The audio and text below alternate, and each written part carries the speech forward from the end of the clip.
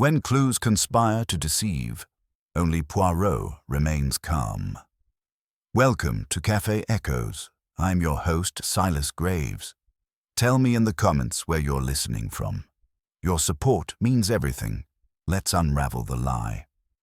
I first heard of Lavenham House on a damp afternoon when London seemed intent on dissolving into its own fog.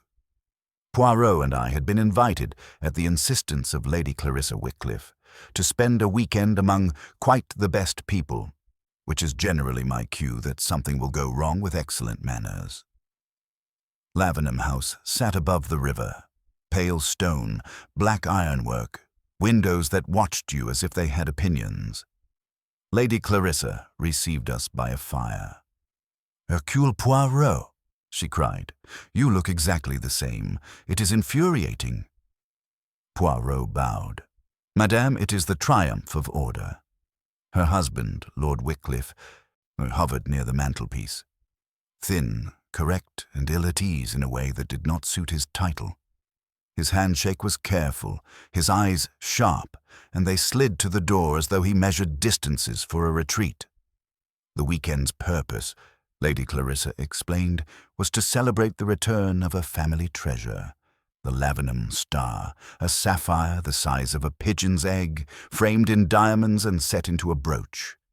It had been missing for nearly 20 years and had resurfaced through the efforts of their secretary. "You must see it," she said. We were not alone. "A closed circle," Poirot murmured as the other guests drifted in. Poirot watched them with that maddening serenity of his, as if the house were a stage and the actors had forgotten their lines. He asked nothing, yet merely noticed everything. A ring turned on a finger, to a glance exchanged too quickly, the way one name was spoken with affection and another with duty.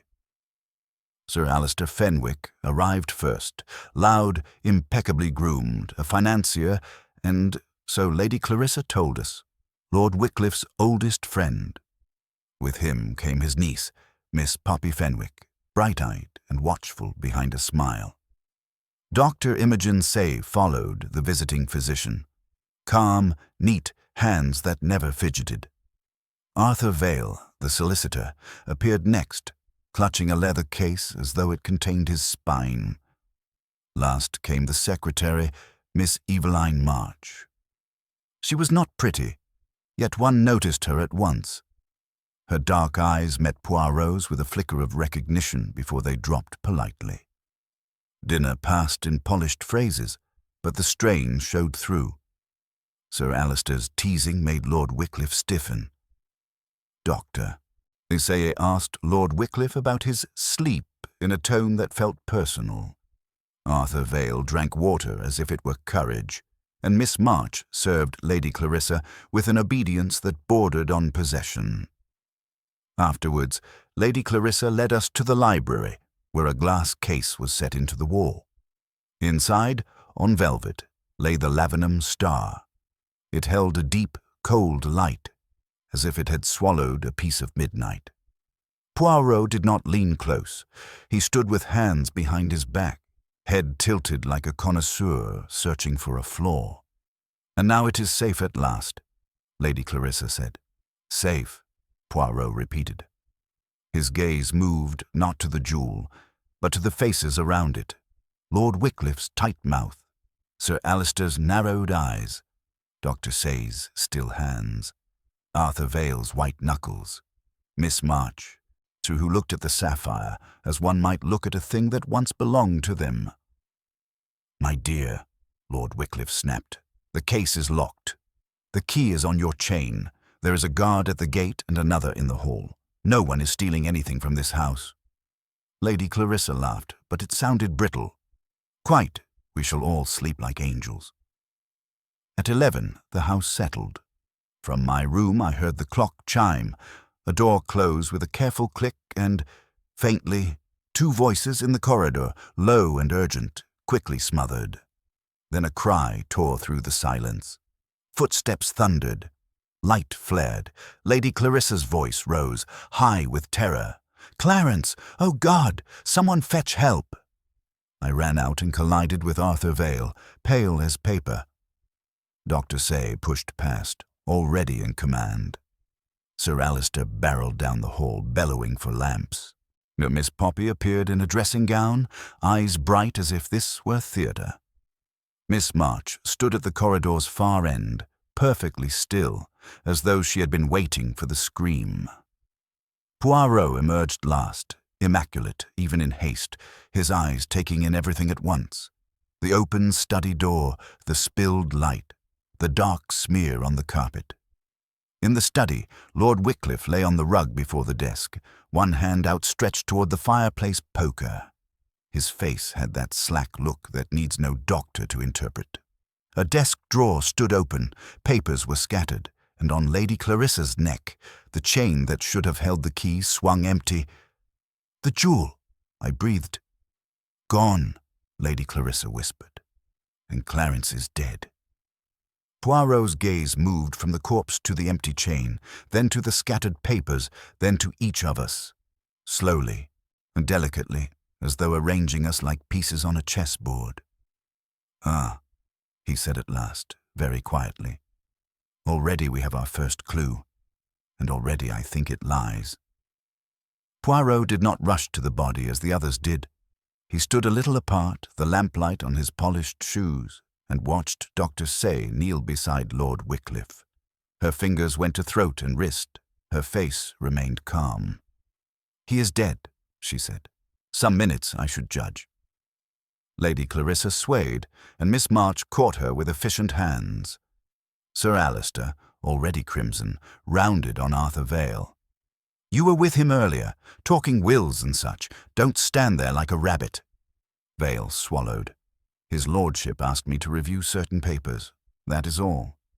"And the jewel is gone as well," Poppy Fenwick murmured. Poirot stepped into the study at last, not crossing to the body, but to the desk. He picked up a sheet by its corner and set it back in the open drawer with maddening care. "You should not touch," Dr. Say began.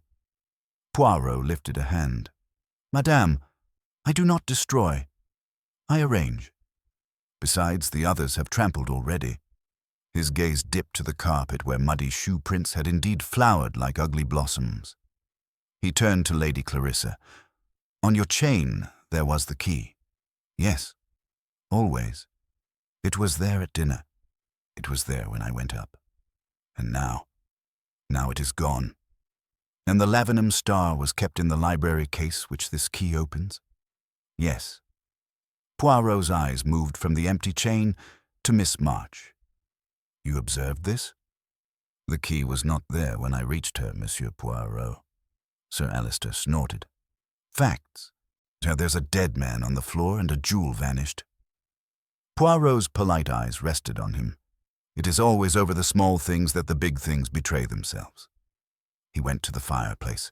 The poker lay half out from its stand. Poirot did not touch it. He merely looked at the angle, at the faint smear on the brass handle, at the little crescent of ash, disturbed. "The blow was here?" I asked. Dr. Say answered. "A heavy object to the back of the skull. Death rapid." Poirot stepped back, eyes half closed, as though he listened to something inside his own head. Then he opened them and spoke briskly. "Hastings, fetch the household staff and the night guard. Also, we will call the police." In the hall I found the butler, Mr. Grint, and roused the footman and 2 maids. The night guard, Harkness, had arrived with a lantern and the air of a man who wishes to appear calm. When I returned, Poirot had drawn everyone out of the study and into the corridor, as if tidying the scene by removing the untidy human element. Lord Wycliffe lay behind us like an accusation. "Monsieur Harkness," Poirot said, "you were at the gate from 10. "Yes, sir. No one went out. No one came in." Poirot nodded. "And inside, Mr. Grint, at what time did you last see his lordship alive?" "Shortly after 10, monsieur. His lordship said he would work in the study." "And did he carry something?" "A folder, perhaps. I could not say." Poirot's gaze passed to the others. "Where were you, each of you, at 10 and after?" Sir Alistair declared he had taken a whiskey in the morning room and read the papers. Poppy said she had gone straight to bed. Dr. Say, without blinking, Sue said she had been reading. Vale insisted he had retired, unable to sleep. Miss March stated she had been writing notes for Lady Clarissa. Poirot turned to me. "And you, Hastings?" I was in my room, but just before 11 I heard two people whispering in the corridor, urgently. I could not make out who. That at last made them all shift. Even Sir Alistair paused with his mouth half open. "Ah," Poirot said softly. "Voices. That is interesting." "Then someone in this house was awake, and someone in this house had reason to speak in secret," Poirot went on. "We will discover which, but first we will see the place of the jewel." As we walked, Poirot contrived to let the party string out. He kept Lady Clarissa beside him, speaking in a low, comforting tone full of precise questions. Her answers came in bursts, like a clock that could not decide whether to run or stop. Sir Alistair pushed ahead, shoulders squared, the posture of a man determined to bully reality. Poppy drifted after him, silent, her gaze darting to every door. Vale lingered, staring at his own hands as if they had betrayed him. Dr. Say kept pace with me, her calm too deliberate, as though she had practiced it.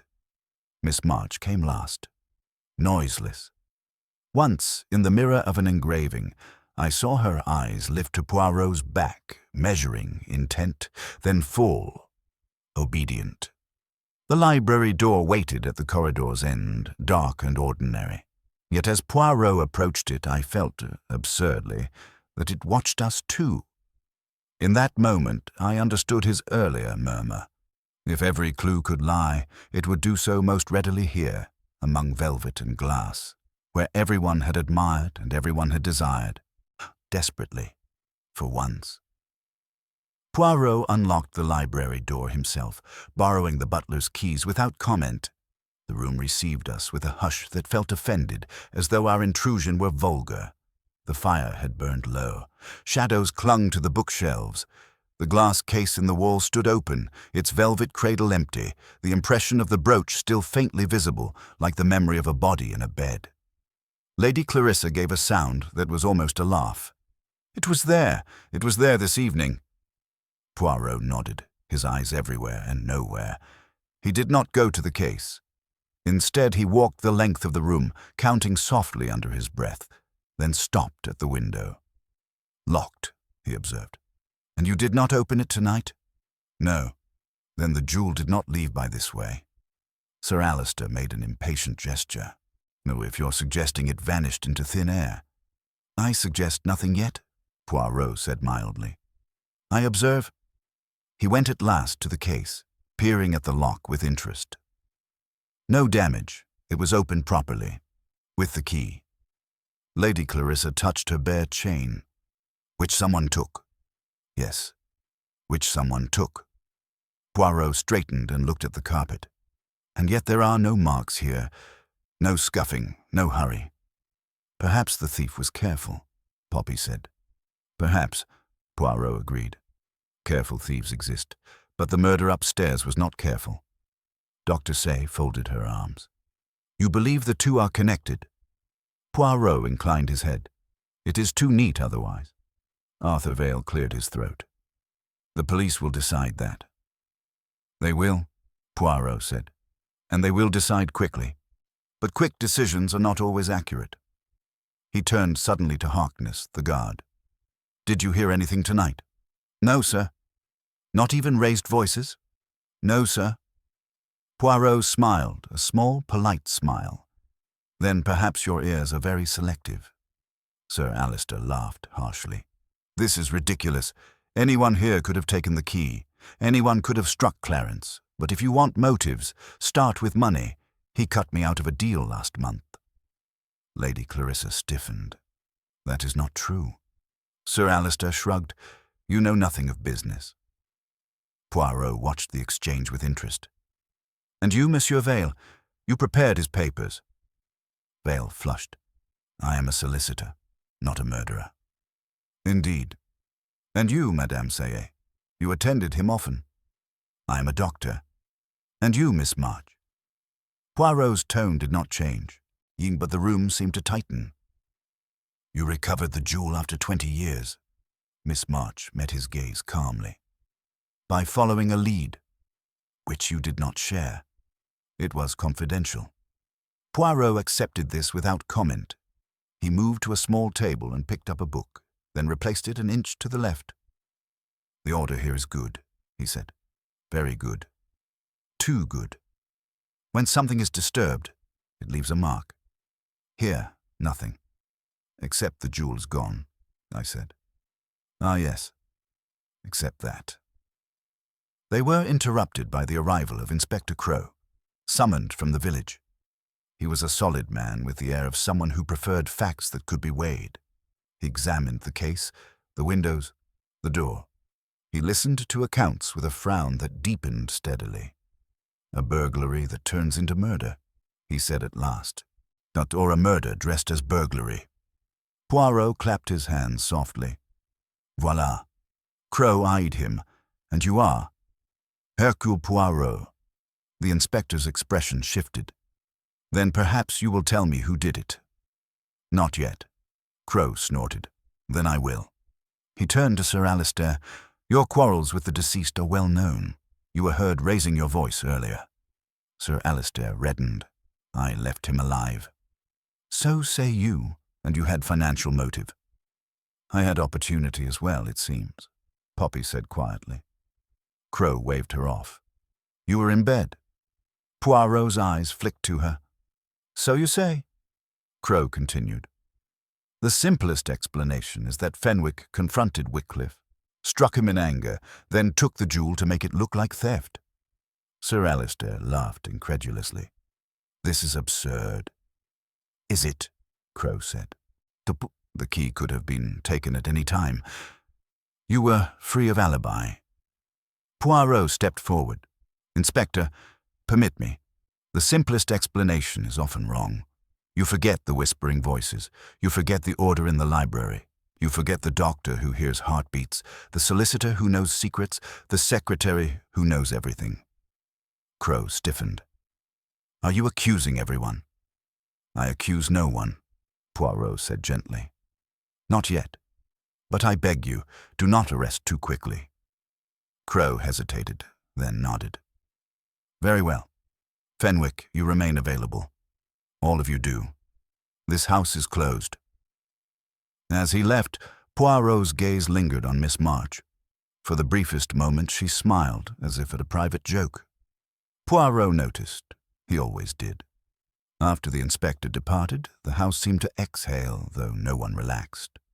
Poirot suggested we retire, in a notion that sounded absurd, yet fatigue crept in like a tide. He insisted, however, that no one leave their rooms without reason.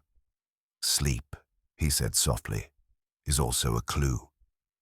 I did not sleep. Near dawn, a knock came, light but precise. Poirot entered, immaculate, as though night were a suggestion rather than a fact. Come, Hastings, he said. We begin. We started with the study. In daylight, it looked smaller, meaner. Poirot knelt at last by the body's former place and examined the rug. Notice, he murmured, the direction of the fall. The blow came from behind, yes, but the body turned. From surprise, from recognition. He went to the desk and opened the drawer again. The papers disturbed were selected. Not random. Someone searched for something specific. What? Something that frightened the victim. Fear makes men careless. We spoke with Arthur Vale first. He arrived grey-faced, clutching his case, his words prepared and brittle. You prepared a codicil, Poirot said. Vale started. How? Because he sent for you late, because the papers are recent, because you are nervous. Vale's mouth worked. He intended to alter the trust. He feared someone would challenge it. Someone close? Vale nodded. The secretary. Miss March knew too much. Poirot thanked him and dismissed him with courtesy that felt like dismissal from grace. Dr. Sy received us next. Her room smelled faintly of antiseptic and order. "You heard nothing?" Poirot asked. "I heard a door," she said after a pause. "Near 11. And you did not investigate?" "I am not the household police." Poirot smiled. "No? You are the household conscience." Her eyes sharpened. "Ah, meaning?" "That you knew Lord Wycliffe's heart was weak. A blow would kill." She did not deny it. "I warned him." "Did you warn anyone else?" "No." Sir Alister met us in the morning room, defiant, pacing like a caged animal. Poirot let him speak, then asked one question. "At what time did you finish your whiskey?" Sir Alister hesitated. 10:30. "And the bottle?" "Empty." Poirot nodded. "Alcohol blurs time and temper." Miss Poppy was brisk and bright, but her fingers twisted together. "Uncle Alistair is no murderer." "Perhaps not," Poirot said, "but you admire boldness." She smiled thinly. "Someone must in this house." Last came Miss March. She stood straight, hands folded, composure carefully assembled. "You loved the jewel," Poirot said. "It was my success. And Lord Wycliffe, I respected him." "That is not an answer." She met his gaze. "He trusted me." Poirot inclined his head. "Yes, that is important." In the library, Poirot walked again to the window. He tapped the glass. "Here is the lie," he said. "We assumed the jewel left the case when the key was stolen, but the case was opened earlier." "How?" I asked. "During the afternoon, when admiration was encouraged, when hands were near, when theft could hide his curiosity." "You think the jewel was already gone before the murder?" "Yes. The empty case is theatre. And the key? Stolen later to complete the illusion and direct suspicion." We returned to the study. Poirot lifted the poker at last, careful. Beneath the ash, a thread caught. "Fabric," he said. "Fine, from a sleeve." He led me to the corridor mirror. "Observe the cuffs." Arthur Vale's were frayed. Sir Alister's were thick tweed. Dr. Say's were short. Poppy's were lace. Miss March's blouse had a torn seam, hastily mended, and her breath quickened before she mastered it. Poirot did not accuse then. He spoke instead of chance and choice, of how lies grow when watered, of how the clever forget the simple. He watched her eyes, waited for the impatience, the tightening of the jaw. At last, he nodded to himself. Poirot gathered them in the study when Inspector Crowe returned, impatience written on his face. Poirot spoke slowly, watching reactions, letting silence do its work. Lord Wycliffe discovered the jewel was gone. He summoned the one person who could move freely and knew the case. Miss March went very pale. He threatened exposure. You struck him, not to kill. But you knew the risk. You scattered papers, stole the key, and staged a theft already done. The room held its breath. Sir Alister swore softly. Poppy stared as if seeing a stranger. Dr. Say closed her eyes. Vale sagged with relief and shame in equal measure. She laughed once, sharply. Every clue lied. "No," Poirot said softly. "Only those you arranged. The little grey cells, they do not lie." When she fled, Harkness caught her at the door. Outside, the river ran on, indifferent.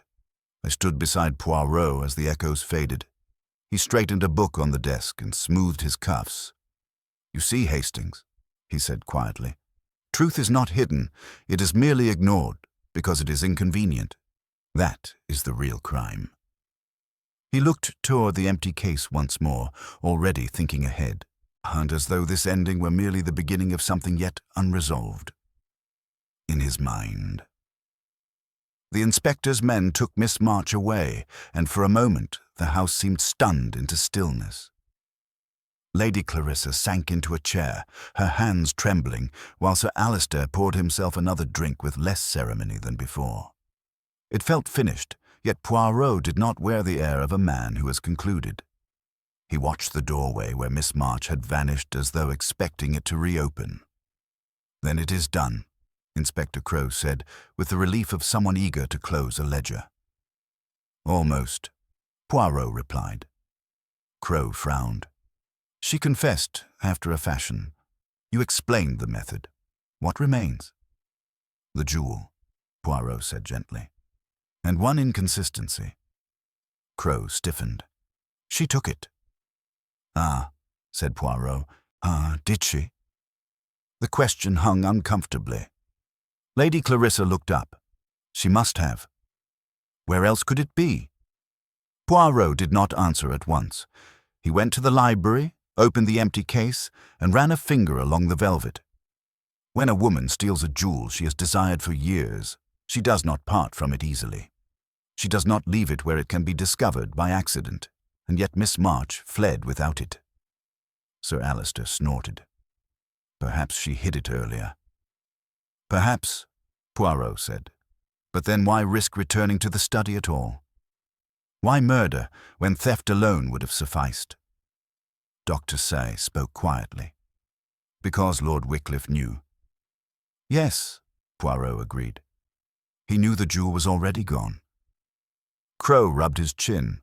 "You are suggesting she did not kill him for the jewel." "I suggest she did not take the jewel at all," Poirot said. The silence thickened. Arthur Vale let out a shaky breath. Poppy Fenwick's eyes widened with something like excitement. "But you said—" Lady Clarissa began.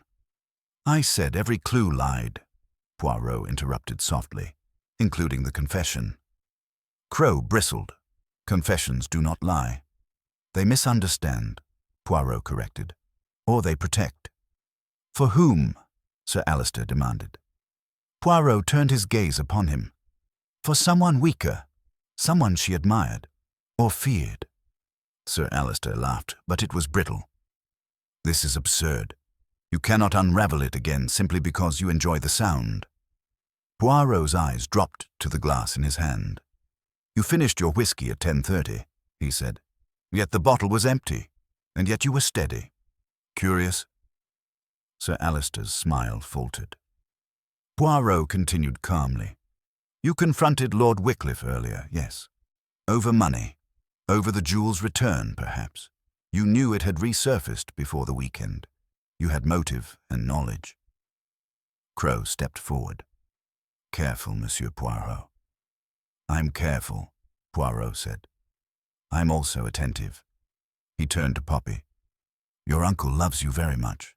She flushed. "Of course." "And you love him?" She hesitated. "Yes." Poirot nodded. "Enough to steal for him?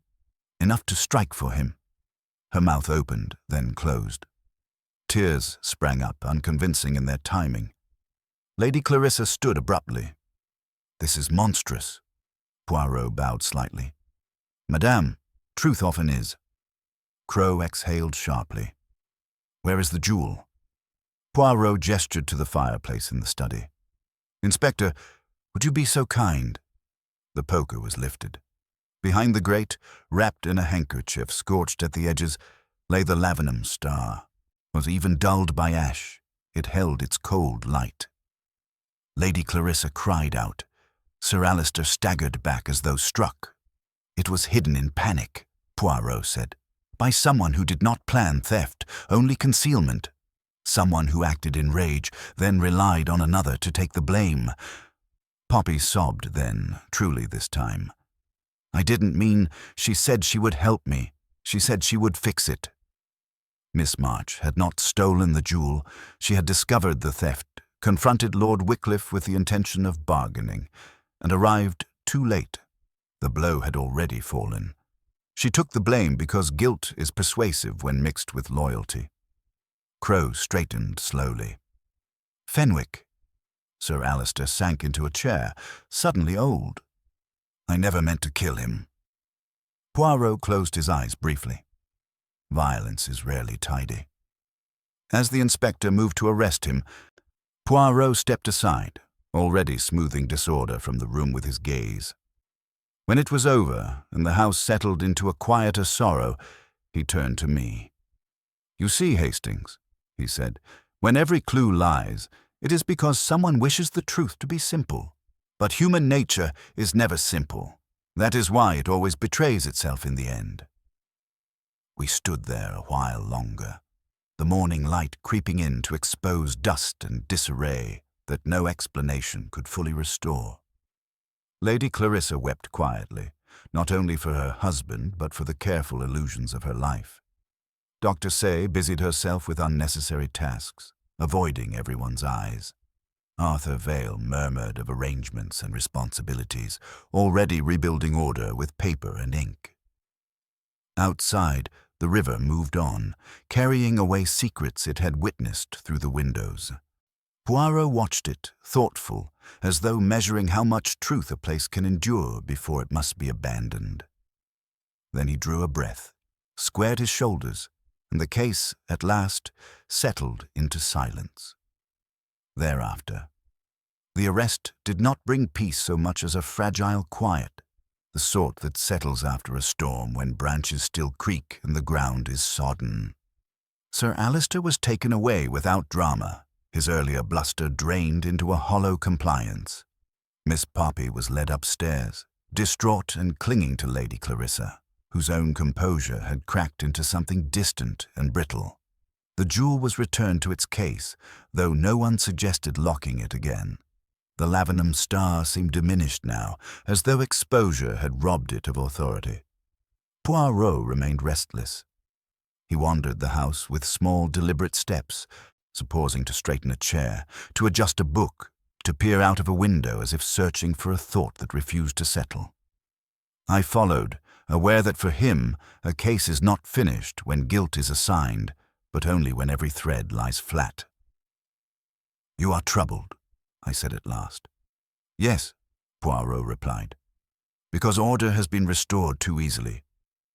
"But you uncovered the truth." "I uncovered a truth," he corrected. "Perhaps not the whole." We returned to the study. In the clean morning light, the room looked stripped of menace, yet Poirot regarded it with renewed interest. He crouched again by the rug, tracing with his eyes the path the body had taken when it fell. "Recognition," he murmured once more. The victim turned. He saw who struck him. And it was Sir Alister. Was it? I stared at him. Poppy confessed. The jewel was hidden. "Everything fits." "Everything fits because we made it fit," Poirot said quietly. "But consider this, Hastings. Sir Alister was angry. Yes, he was capable of violence, but he was also impulsive. He would have shouted. There would have been words. The neighbors might have heard. And Miss March? She arrived too late. She believed she was guilty because she had already betrayed him in her mind. Guilt is very cooperative. Poirot went to the desk and opened the drawer once more. He lifted a paper carefully, then another, until he found a small envelope tucked behind a ledger. He held it up. "This was not mentioned." I frowned. "What is it?" "A note, written earlier that evening, in a hand I recognize." He did not open it yet. Instead, he called for Dr. Say. She arrived promptly, her calm slightly frayed now that the crisis had passed. And Poirot showed her the envelope. "You wrote this," he said. She did not deny it. "Yes." "To Lord Wycliffe." "Yes." "Why?" She hesitated. "Because I feared he would not listen otherwise." Poirot opened the envelope and read aloud a few lines. They spoke of dosage, of strain, of the danger of shock to an already weakened heart. "You warned him that any sudden blow could kill," Poirot said. "Yes. And yet you did not warn the others." "I am not in the habit of discussing my patients." Poirot nodded. "Of course." She looked at him steadily. "Are you suggesting—" "I suggest nothing," Poirot said. "I observe." After she left, Poirot sat heavily in the chair Lord Wycliffe had favoured. For a long moment he said nothing.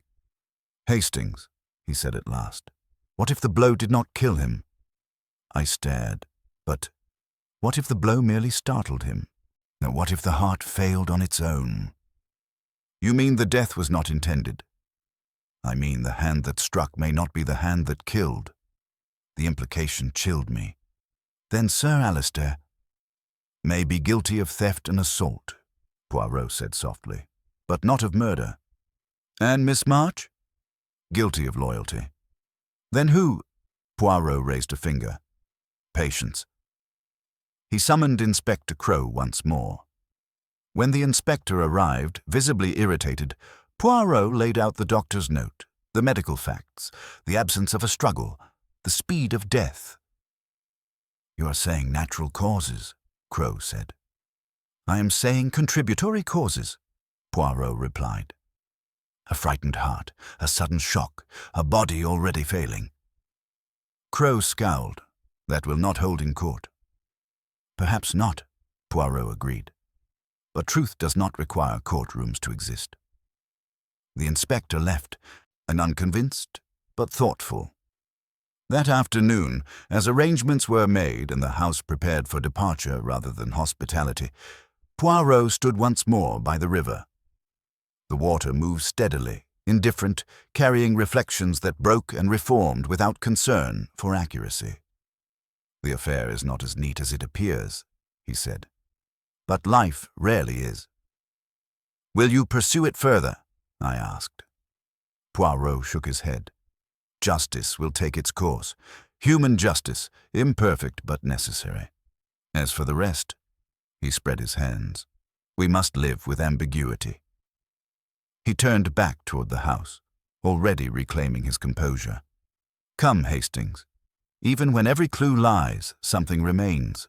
The understanding, and sometimes that must be enough.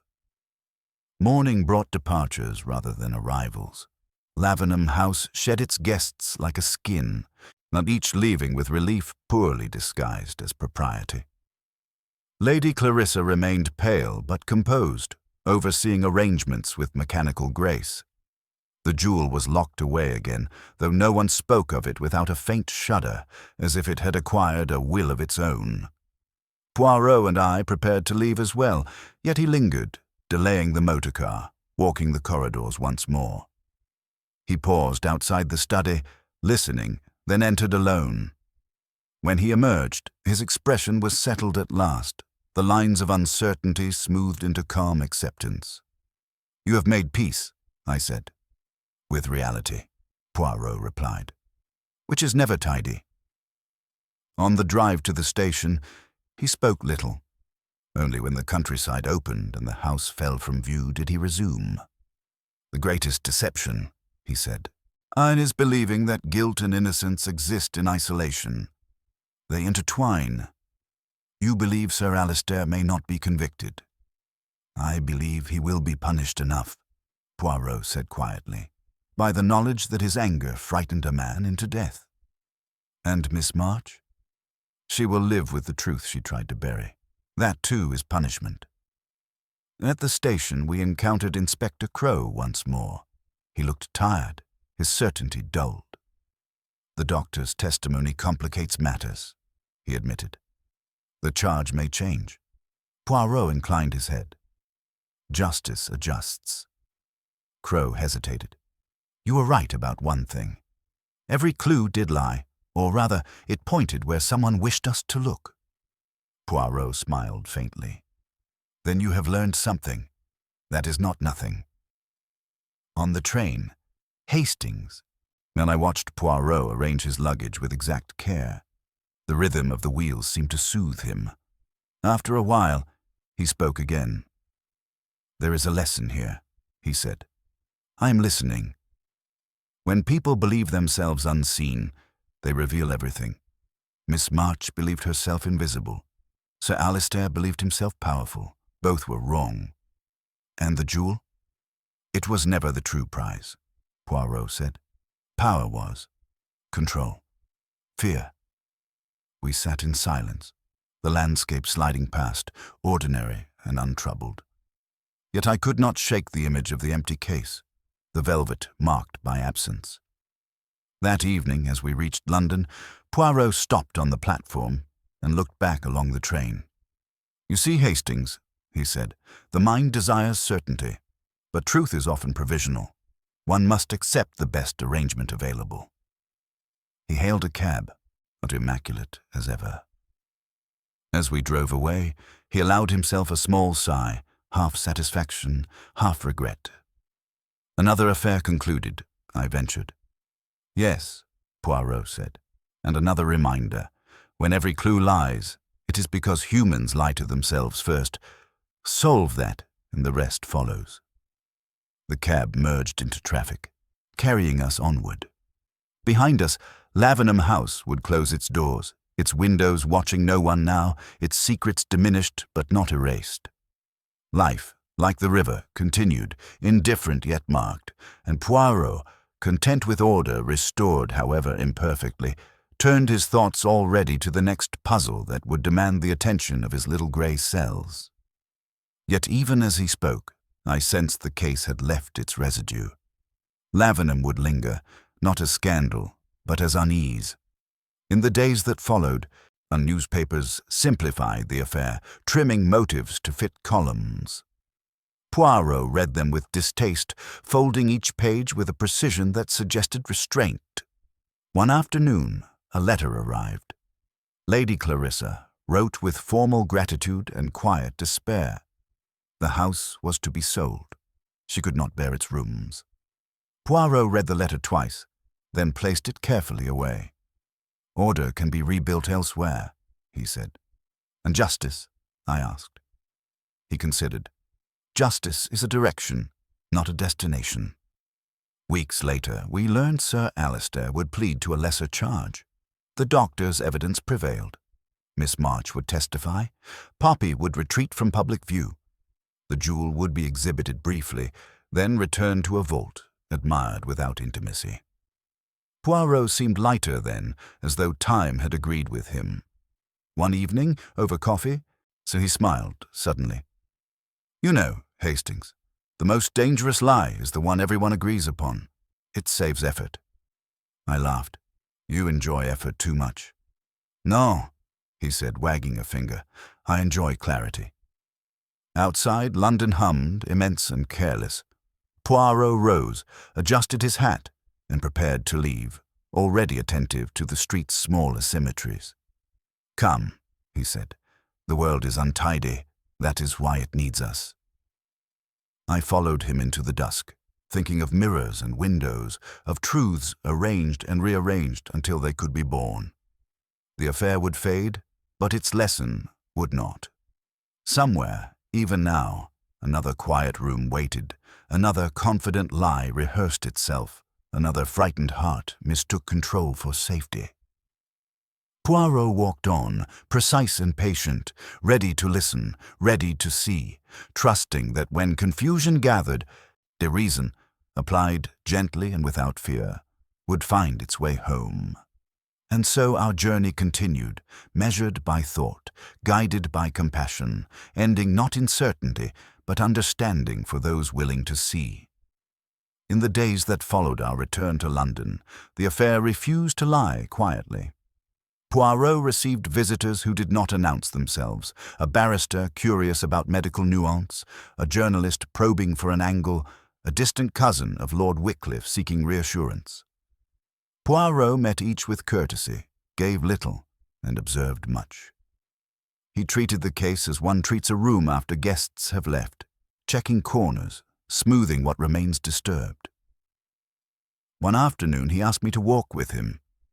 We crossed the park in a thin winter sun, children shouting somewhere beyond the trees. "You're thinking of the doctor," I said. "Yes," Poirot replied. "Dr. Sayer interests me." She warned him. She warned him, but she also withheld. Knowledge can be an instrument. You think she influenced events. I think she anticipated them. Anticipation is a kind of control. He stopped abruptly. "Hastings, when you know a heart is weak, do you shout or do you whisper?" "I suppose you whisper." "Just so. Yet Lord Wycliffe died of shock. Shock comes from surprise. You believe someone intended only to frighten him?" Poirot nodded, and chose a moment when fear would be fatal. We walked on. The park seemed suddenly less innocent. That evening a telegram arrived. Dr. Say had left the country, citing exhaustion. Poirot read the message twice. "She leaves when attention sharpens," he said. "That is also a clue." "Will you pursue her?" "No, there is no crime to pursue, and only understanding." Days later, another letter arrived, this time from Miss March, written from custody. She spoke of loyalty, of blindness, of relief. Poirot placed the letter beside Lady Clarissa's and compared the hands. "Different truths," he said, written with the same desperation. He invited Inspector Crowe to tea. The inspector came, wary but respectful. They spoke of evidence, of medical testimony, of how cases settle into something acceptable rather than something complete. "Will it trouble you," Crowe asked, "if no one is charged with murder?" Poirot poured the tea carefully. "No. Murder is an intention. Death is a result. The two do not always coincide." Crowe considered this. "You are content to leave it there?" "I am content to leave it honest." After Crowe left, Poirot leaned back, eyes closed. "You are not satisfied," I said. "I am," he replied, "but satisfaction is not joy." We dined quietly. Later, as Poirot prepared to retire, he paused. "Hastings, do you recall the whispering voices?" "Yes." "One belonged to Sir Alistair. The other did not." "Then who?" Poirot smiled faintly. "Someone advising restraint. Someone reminding him of the heart." "You mean the doctor?" "I mean a voice of reason that arrived too late." He slept well that night. I did not. Weeks passed. The newspapers lost interest. Lavenham House was sold. The jewel vanished into a vault. Lives rearranged themselves around the absence. One morning, Poirot received a small parcel. Inside was a book on cardiology, inscribed briefly by Dr. Say. No address. Poirot closed the book and placed it on the shelf. "A farewell," he said, "and perhaps a confession. Will you keep it?" "Yes. To remember that intelligence without compassion is cruelty." We took coffee at our usual place. Poirot watched the room with quiet pleasure. "You see, Hastings," he said, "the final deception was believing there must be a final revelation. Sometimes there is only a balance of truths. And justice? Justice is done when harm is acknowledged, even if it is not punished as we expect." He rose, precise as ever. Outside, the city moved with careless energy. Poirot adjusted his hat. "Come," he said, "another day begins.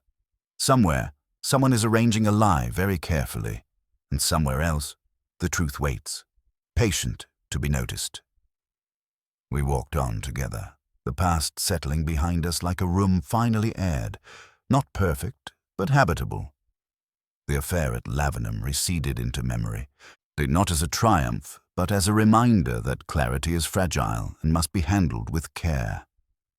Poirot, satisfied at last, allowed the case to rest, trusting that even when every clue lies, understanding, once reached, has a way of enduring. The case might have ended on paper, but in Poirot's mind it continued to move, rearranging itself into ever subtler patterns. He did not speak of it often, yet I noticed how certain details resurfaced in his conversation, as if the affair at Lavenham had left behind a residue that demanded occasional inspection. One afternoon, as rain tapped politely against the windows of our sitting room, he asked me a question without preamble. "Hastings, do you believe regret can be a motive?" "For what?" I asked. "For silence," Poirot replied. He sat very straight, hands folded, and eyes fixed on a spot above the mantelpiece. I waited, knowing better than to interrupt. Sir Alistair acted in rage. Poirot went on. Miss March acted in loyalty. Dr. Say acted in foresight. Each believed they were preventing a greater harm. That is the danger. When one assumes the authority to decide outcomes, chaos follows. You think the doctor bears responsibility, "I think she bears knowledge," Poirot said, "and knowledge unused is a form of action." A knock came at the door. It was a messenger with a note. Poirot read it, his expression sharpening. "From Inspector Crowe," he said. "Sir Alistair has taken his own life." I felt a chill. Then the matter truly ends. Poirot shook his head slowly. "No, it closes." We walked that evening, the city subdued by mist. Poirot spoke with unusual frankness. "Suicide is the last illusion of control," he said. "It is an attempt to decide the final chapter." "And Miss Poppy?" I asked. "She will live." "That is harder." The next day brought another letter, this time from Lady Clarissa. She wrote with quiet resignation, thanking Poirot for restoring truth, if not peace. She had resolved to leave England, to begin again where memory would not insist. Poirot folded the letter carefully. "Exile can be chosen," he said. "That makes it bearable." We sat together in silence. The case had claimed its final cost. Later that week, Poirot received a visit from a young detective, earnest and eager. He asked about the affair, about misdirection and motive. Poirot listened patiently, then said, "Never trust the object everyone desires. Watch instead the person who pretends not to care." The young man nodded, scribbling notes, and left inspired. "You encourage him," I said. "He will make mistakes," Poirot replied, "but perhaps fewer." As autumn deepened, the affair receded at last. Poirot returned to his routines, his fastidious habits, his quiet satisfaction in order. Yet one evening, as he adjusted a photograph on the sideboard, he paused. "Do you know what troubled me most, Hastings?" "The uncertainty." "No, the certainty," Poirot said softly. Each person was certain they were right. He turned away, smoothing the photograph with care. "The world is dangerous not because people lie, but because they believe their lies are necessary." A new case came, as cases always do. Poirot accepted it without ceremony, his mind already sharpening. Still, as we left the flat, he glanced once more at the shelf where the cardiology book rested. "Understanding," he murmured, "is the only real verdict." We stepped into the street, the city unfolding before us, untidy and alive. Behind us, the affair at Lavenham settled finally into memory, not as a tale of cleverness, but as a lesson in restraint. Poirot walked on, precise and attentive, ready once more to listen for the small contradictions that betray the truth, knowing that even when every clue lies, the human heart, in all its frailty, speaks plainly enough to those who truly hear it. The new case waited, politely deferred, while Poirot allowed the last echoes of Lavenham to fade. He insisted on one final act, small but necessary, and asked me to accompany him to the bank. There, with a clerk who recognized him at once, he ensured the Lavenham Star was transferred to a trust in Lady Clarissa's name alone, free of intermediaries. When it was done, he looked relieved, as though a weight had been set down rather than lifted. We walked back through streets bright with ordinary purpose. Poirot spoke of symmetry, of how matters must end where they began, with ownership clarified and responsibility named. "The jewel was a symbol," he said. "Symbols confuse. They demand worship. I prefer facts." He paused to straighten a misaligned notice in a shop window, smiling at the restored order. That afternoon, Lady Clarissa arrived unexpectedly. She was dressed simply now, her elegance subdued. She thanked Poirot again, then surprised him by asking a question that trembled between fear and resolve. "Do you think he knew?" she asked. Poirot answered without hesitation. "Yes, and because he knew, he forgave." The words seemed to settle her, and she left with a steadier step. After she had gone, Poirot remained thoughtful. "Forgiveness," he said, "is the most difficult deduction." He accepted the next case that evening, a modest affair involving a disputed inheritance and a vanished letter. Yet I noticed how he approached it with a gentler patience, as if Lavenham had tuned his instincts to a lower register. Weeks later, news reached us that Miss March had been sentenced for obstruction, her cooperation mitigating the penalty. Poirot read the report, then folded it away. "She chose loyalty over truth," he said. "At last, she has chosen truth over fear." There was no triumph in his tone, only acknowledgement. On a clear morning, we took coffee by the river. Poirot watched the water with approval. "Continuity," he observed. "It absorbs disturbance and proceeds." I asked if he ever wished for certainty instead. He shook his head. "Certainty is rigid. Understanding is resilient." As we rose to leave, a man at a nearby table stared, then approached with nervous excitement. He spoke of the affair, of the jewel, of the cleverness involved. Poirot listened politely, then corrected him. "Cleverness is cheap," he said. "Honesty is costly." The man blinked, thanked him, and withdrew, chastened. That evening, Poirot arranged his desk with particular care. He removed the cardiology book from the shelf and placed it in a drawer, not hidden, merely set aside. "Some knowledge should rest," he explained. He wrote a brief note to Dr. Sy, expressing hope for her peace, then sealed it without address, a gesture complete in itself.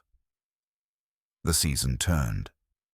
London grew colder, sharper. Poirot's work continued, precise and humane. Yet when conversation drifted to Lavenham, he would correct small errors gently, refusing exaggeration. "Accuracy," he said, "is respect." He would then change the subject, satisfied that the truth, once arranged, required no embellishment. One night, as we prepared for bed, Poirot paused by the window. "Hastings," he said, "remember this. When every clue lies, it is not the world that deceives us, but our impatience." He turned back, his expression serene. "The little grey cells require time." The next morning dawned bright. Poirot departed early, hat immaculate, purpose renewed. As he left, he offered a final remark, delivered with that courteous finality I had learned to recognize. "Human nature is untidy," he said, "but with patience, one may arrange it well enough."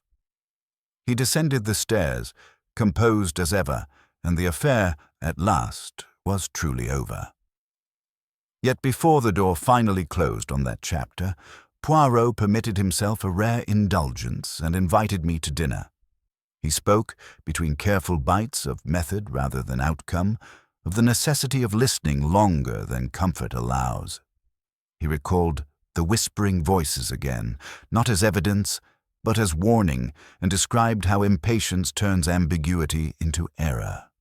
The affair, he said, was a mirror held too close, magnifying faults until they seemed decisive. Step back, and proportion returns. I asked whether he regretted not pressing the doctor further. Poirot considered, then answered that to press without proof is merely force wearing reason's clothes. Better, he said, to let conscience complete what logic begins.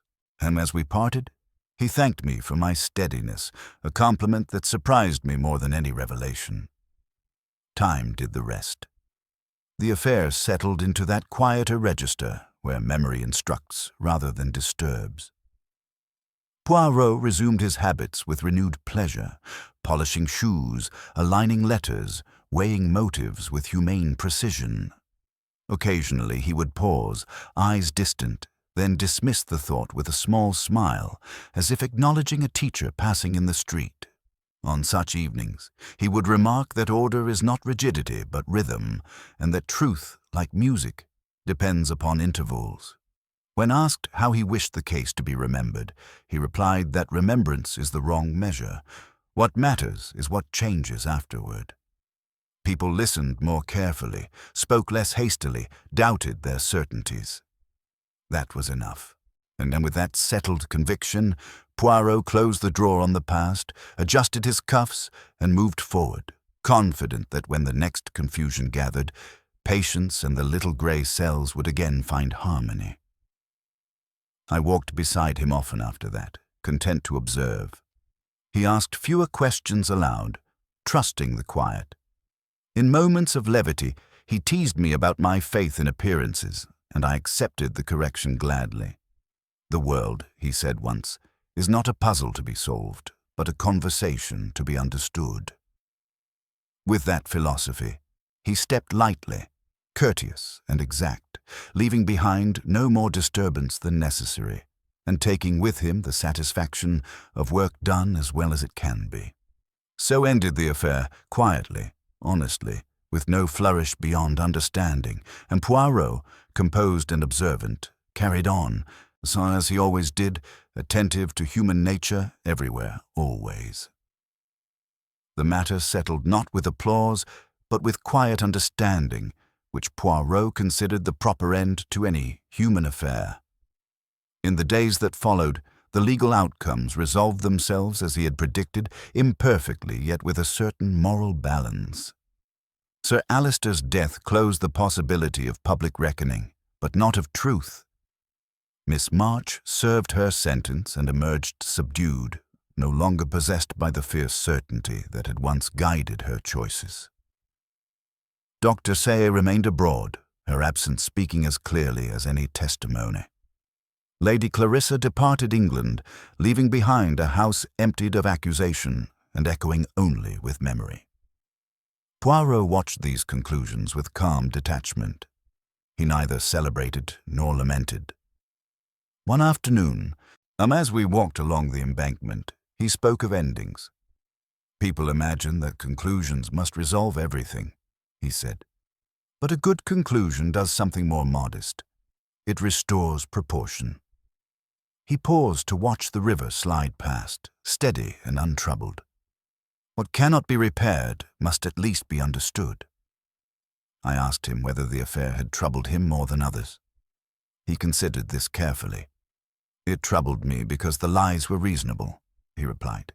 Each deception had logic, justification, even kindness behind it. That is why it succeeded for so long.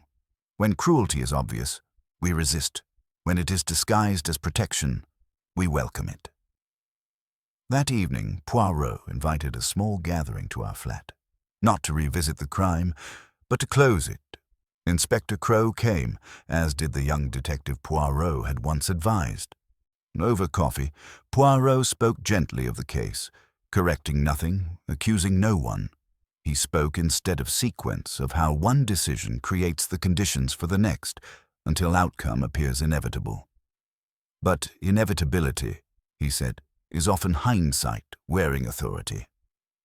The young detective listened closely, absorbing not method but temperament. After they left, Poirot seemed lighter.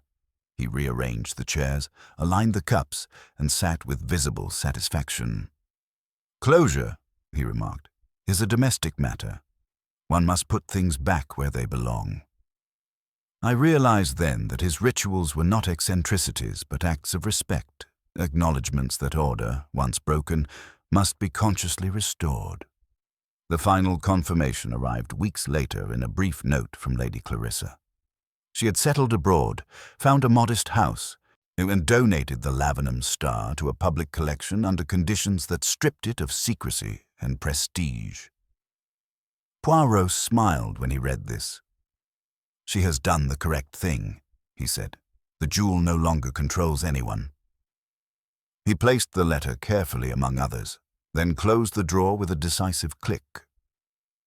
On a quiet morning soon after, Poirot stood by the window, watching the city awaken. Hastings, he said, do you know why I prefer the final gathering of suspects? I ventured an answer about clarity and confession. He shook his head. Because it gives people the chance to listen to themselves. Truth is most persuasive when spoken aloud in company. The affair at last receded into that part of memory where lessons remain without pain. Poirot returned fully to his work, attentive and composed. Yet I noticed a subtle change, so he listened longer, interrupted less. He allowed silences to stretch, trusting them to speak. When I remarked upon it, he smiled. "Patience," he said, "is the most underappreciated deduction."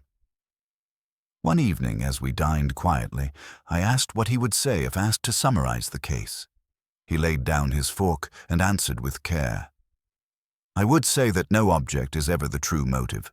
The motive is always a feeling. Desire, fear, pride, loyalty. Objects merely give these feelings permission to act." He resumed his meal, satisfied. As the months passed, references to Lavenham grew rare. Newspapers forgot. Society moved on. Only occasionally would Poirot encounter a distorted retelling, and then he would correct it with a single sentence, restoring balance without fuss. Accuracy, he believed, it was an act of kindness to the living and the dead alike. In time, another case claimed his attention fully, and the affair took its proper place among others, distinct yet complete. One afternoon, while sorting old notes, Poirot paused over a phrase he had once written. Every clue lied. He considered it, then struck out the word lied and replaced it with misled. "Better," he said, "clues do not deceive. People do." When I asked him if he regretted anything about the affair, he answered without hesitation, "Only that suffering is not more selective." He rose, adjusted his cuffs, and prepared to leave for an appointment, already focused, already precise. At the door, he paused and offered a final reflection, delivered with that quiet authority that made it linger. "Understanding," he said, "is not the same as absolution, but it is the beginning of peace." He smiled, courteous and composed, and stepped out into the street. Thus the affair concluded, not with triumph, but with equilibrium. The lies were untangled, the motives exposed, the consequences accepted. Poirot moved on, as he always did, guided by reason, tempered with compassion, confident that even in confusion, patience and clear thought could restore harmony. And I, walking beside him, understood that this was his true gift, not the solving of mysteries, but the gentle insistence that truth, once seen clearly, has a quiet power to set the world back into order.